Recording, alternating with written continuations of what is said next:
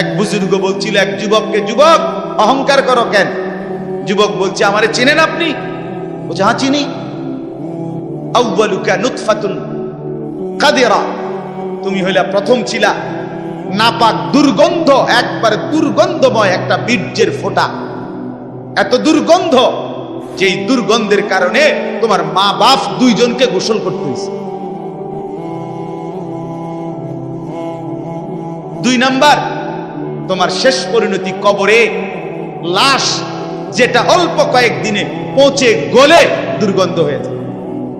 3 number, তুমি যে এখন হাঁটা চলা করতেছ, তোমার পেট যদি ছিদ্র করে, ফুঁক পারে, ছিদ্র করে, বের হবে দুর্গন্ধময় কতগুলো পায়খানা।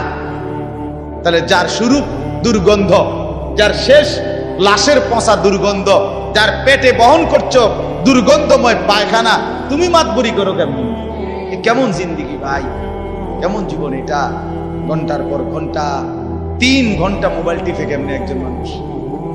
5 ঘন্টা মোবাইল টিপে কেমনে রে ভাই? তুমি মানুষ না প্লাস্টিক? হায় হায়, সারা রাত উলঙ্গ ছবি কেমনে দেখে রে দোস্ত? মুসলমান এমন হয় কেন? আমাদের আল্লাহ আছে, আমাদের আখিরাত আছে। মৌলানা মুফতি দ্বীন মোহাম্মদ সাহেব, আমি শুনতেছিলাম একটা আয়াত পড়ছে, ইয়া আইয়ুহাল ইনসান মা গাররাকা বিরাব্বিকাল কারীম।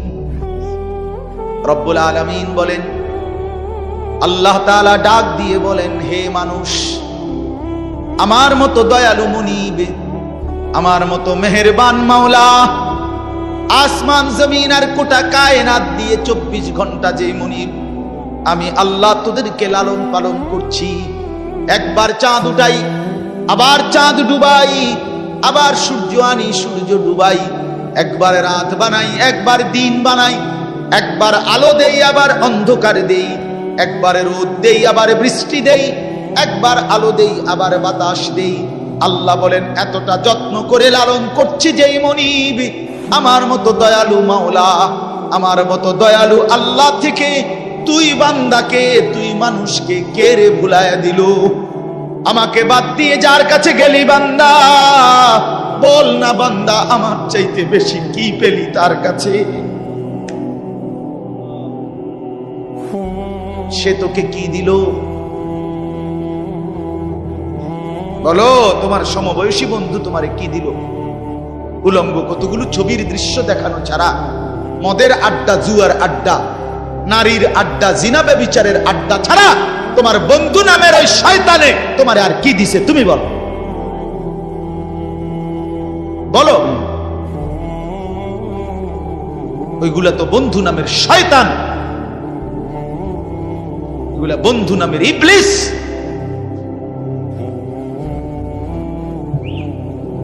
আল্লাহ আমাদেরকে বুঝ দান। এজন্য বাপ, আমি কোরআনুল কারীমের একটা ছোট্ট আয়াত তেলাওয়াত করেছি, আর অল্প একটু সময়, আমার মূল কথা বলা হয়ে গেছে। আমি পবিত্র সন্তান, পবিত্র মুসলমান, পবিত্র যুবক দেখতে চাই তুমি সুন্দরভাবে সাজো। তোমার আমি বলি নাই জামা সিরা, প্যান্ট সিরা, তোমারে আমি বলি নাই তোমার নাকে ময়লা, চোখে ময়লা, দাঁত মাজো না, এরকম হতে আমরা বলছি কোনোদিন? ইসলাম মানে কি এই কথা? না, সবচেয়ে সুন্দর যেটা, সেটার নাম ইসলাম। সবচেয়ে পবিত্র, সবচেয়ে পবিত্র, সেরা সুন্দর ইসলাম। রাসূলুল্লাহ সাল্লাল্লাহু আলাইহি ওয়াসাল্লামকে আল্লাহ বলছে, লাআলা খুলুকিন আযীম। আপনার চলাফেরা, কথাবার্তা, আপনার আচরণ, উচ্চারণ, সবকিছু সর্বশ্রেষ্ঠ, সর্বশ্রেষ্ঠ। সাহাবী বলতেন, হায়, হযরত কাব ইবনে মালিকের হাদিস আমরা পড়ছি, উনি বলেন, নবীজি সাল্লাল্লাহু আলাইহি ওয়াসাল্লাম যখন হাসতেন, আমাদের মনে হইতো পুরা চাঁদ যেন হাসি দিয়ে উঠছে। ইদা সুররা ইস্তানারা ওয়াজহুহু কাআন্নাহু কিতআতুম মিনাল কামার। সাহাবী বলেন, যেন ওই মুখ, ওই চেহারা, সেটা যেন চেহারা না, সেটা যেন চাঁদের একটা টুকরা। এরকম সুন্দর ছিল। সুবহানাল্লাহ, সুবহানাল্লাহ। তাহলে সেই সৌন্দর্যময় চেহারা তো নিশ্চয়ই দাড়িওয়ালাই ছিল, ঠিক না? কথা কয় না? নবী সাল্লাল্লাহু আলাইহি সাল্লামের সেই পবিত্র সুন্দর চেহারা, সেটা দাড়িওয়ালা ছিল না? তো দাড়িবিহীন চেহারা সুন্দর হয় কেমনে তাই বলেন? কোনোভাবেই পৃথিবীর কোন সেলুনে শেভ কইরা আপনি দাড়িওয়ালা চেহারার সাথে সৌন্দর্যের টক্করে, সৌন্দর্যের পাল্লা দিয়া আপনি নিজেকে উপরে উঠাইতে পারতেন। দাড়িওয়ালা সুন্দর। পৃথিবীর ইতিহাসে একমাত্র ঘটনা যে দাড়িওয়ালা যুবককে দেখে 40 জন সুন্দরী নারী, বংশীয়া নারী, রাজ পরিবারের নারী নিজেদের হাতের আঙ্গুল কাটে ফেলছে। যেই যুবককে দেখে আঙ্গুল কাটছে ওই যুবক দাড়িওয়ালা ছিল। আর এর বিপরীতে এই শেভ করুন না, দাড়ি কাটা, এরকম কোন পুরুষকে দেখে এরকম ঘটনা ঘটছে পৃথিবীতে এমন ইতিহাস রূপকথার মধ্যেও নাই। আরে মানে বানাই না কিচ্ছার মধ্যে এই কথা, বুঝেন না আপনার কথা? এটা তো কোরআনে আছে, আর ওইটা কিসের মধ্যে নাই? না না, রাক্ষসের গল্পের মধ্যে এই কথা নাই,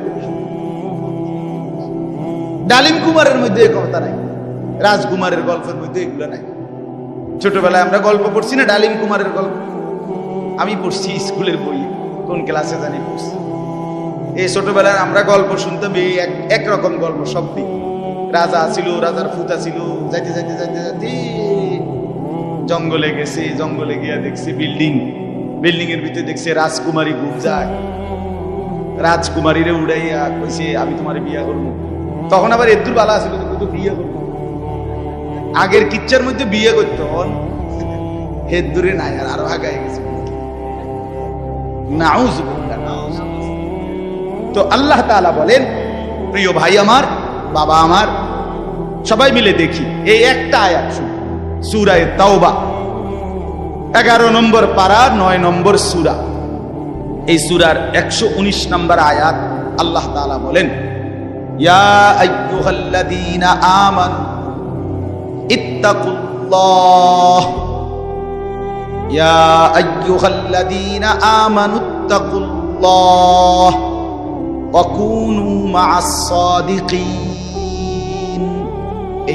এই দুর্গত আল্লাহ তাআলা বলেন, হে ঈমানদারগণ, হে মুমিনগণ, তোমরা যারা নিজেদেরকে পরিচয় দাও ঈমানদার, আমি আল্লাহ তোমাদেরকে তোমাদের ঈমানের সাথে জান্নাতে যাওয়ার জন্য আরেকটা জিনিস অর্জন করতে বলতেছি, ইত্তাকুল্লাহ।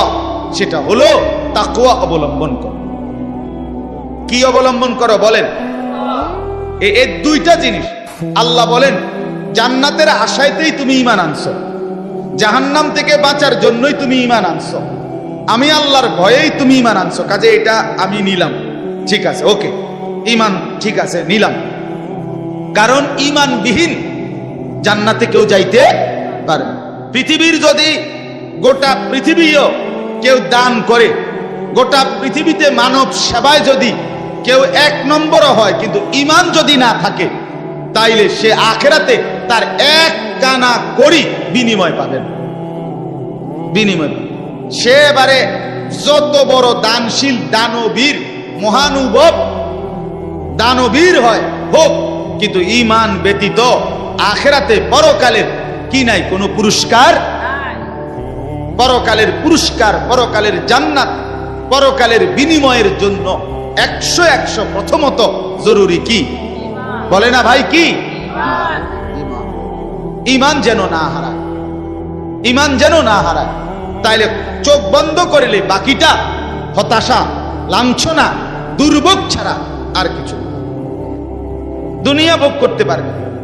এখন একটা প্রশ্ন, যে যারা দুনিয়াতে ইহুদি, খ্রিস্টান, ইউরোপিয়ান, অমুসলিম যারা ভালো কাজ করে, তাদের কি তাইলে কোনো পুরস্কার নাই?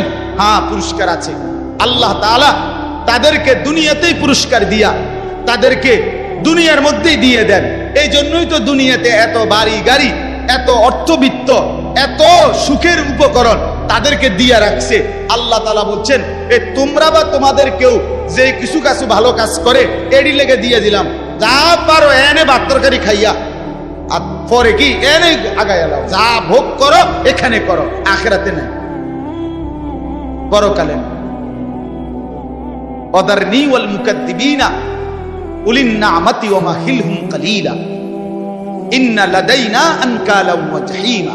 আল্লাহ বলে মিথ্যাবাদী নাফরমান পাপীদেরকে আমি দুনিয়া দিচ্ছি বলে আমার বান্দারা মুমিনরা আমারে কিছু কইও না, একটু সুযোগ দাও, আমি তাদেরকে দেই একটু, কয়টা দিন দেই, কালিল কয়টা দিন, এরপরেই আমার কাছে আগুনের বেড়ি এবং আগুন আমি আল্লাহ তাদের জন্য রেখেছি, সেটা হাসরের ময়দানে আসলেই দেব। অতএব এক নাম্বার পুঁজি আমাদের ঈমান। কি ভাই বলে না? সবাই বলি ঈমান। ঈমান কিন্তু শুধু লা ইলাহা ইল্লাল্লাহ তুমি পড়তে পারো এটার নাম না, এটা ঈমানের কালেমা, এটা ঈমানের আবশ্যক অংশ। কিন্তু মুমিন মানে, ঈমানদার মানে শুধু এতটুকুকেই বলেন। আল্লাহর নবী সাল্লাল্লাহু আলাইহি ওয়াসাল্লাম বলেন, আল ঈমানু বিদউন ওয়া সাবউনা শু'বা। ঈমানের ৭৭টা শাখা আছে। ঈমান যদি একটা গাছের নাম হয়, বৃক্ষের নাম হয়, তো সেই গাছের ৭৭টা ডাল আছে। সবগুলো ডাল সমানভাবে টিকে থাকলে সেই গাছের নাম ঈমানের গাছ। অতএব যার জীবনে এই ৭৭টা শাখা পূর্ণ আছে তাকেই বলে মুমিন, তাকেই বলে ঈমানদার, তার গন্তব্যই জান্নাত। এখন যদি বলি এতটি আমরা পারমু? অবশ্যই পারবেন না। কেন? আপনি পারবেন বলেই তো আপনাকে মানুষ বানাইছে। যদি পারতেন না তো আপনারে আল্লাহ গরু ছাগল কুকুর বিড়াল বানাইতেন। যারে আল্লাহ মানুষ বানাইছে এটাই প্রমাণ করে তাকে আল্লাহ ইসলাম মানার, দ্বীন মানার, কোরআন মানার, রাসূলের সুন্নাত মানার পূর্ণ যোগ্যতা দিয়েই বানাইছে। আজ আমরা গাফলত করে করে শেষ করে দিলাম। আর কি, মা বাপও বুঝলো না, সন্তানও বুঝলো না, ছেলেরা তোমরাও বুঝলা না। ওই মোবাইলওয়ালা, ওটা নামাও, হেলান ছেড়ে দাও, হেলান ছেড়ে দাও, ছাড়ো, হেলান ছাড়ো।